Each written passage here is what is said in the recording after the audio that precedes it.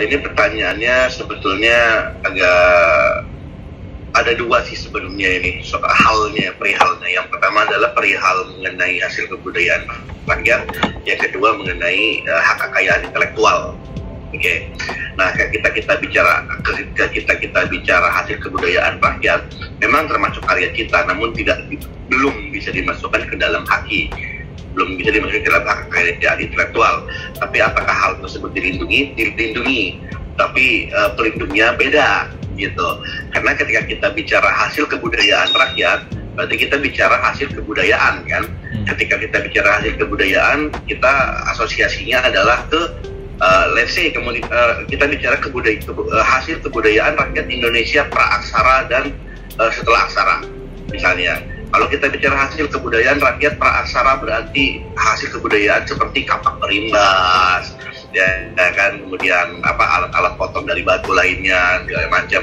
Nah, ini kalaupun memang ketemu dilindungi, tapi beda dengan yang melindunginya bukan Kominfo, yang melindunginya bukan Dirjen Kekayaan Intelektual, yang melindunginya adalah heritage atau warisan kebudayaan Indonesia, ada di Kementerian Pendidikan dan Kebudayaan, juga sama Dinas Museum nanti akan melindungi gitu. Nah, yang kedua mengenai haki nih, pertanyaan kedua kan, apakah penciptanya sudah meninggal setelah hakinya masih berlaku?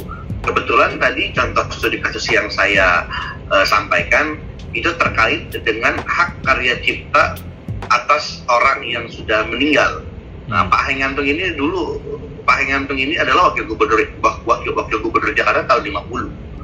Ya, beliau sudah meninggal tentunya lah ya sekarang gitu. Cuman ketika hak karya ciptanya dilanggar, ya, tentu saja pihak keluarga tetap bisa memproses. Jadi ketika berlaku atau tidak, saya bisa bilang berlaku gitu kan, selama hak tersebut memang didaftarkan gitu, karena bisa diwariskan hak tersebut gitu. Nah, kemudian tadi Mas Givari juga minta tolong sampaikan kalau misalkan mau mendaftarkan haki kemana. Yang paling gampang adalah ke konsultan haki.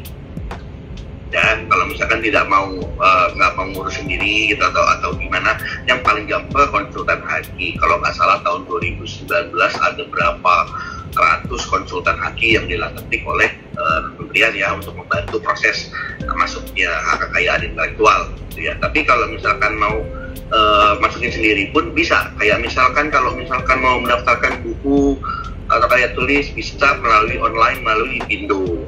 Atau kalau misalkan mau mendaftarkan merek, perusahaan dan logo branding bisa ke Dirjen Kekayaan Intelektual gitu. Jadi sekarang semuanya sudah mudah dan sudah online gitu, jadi gampang sekali.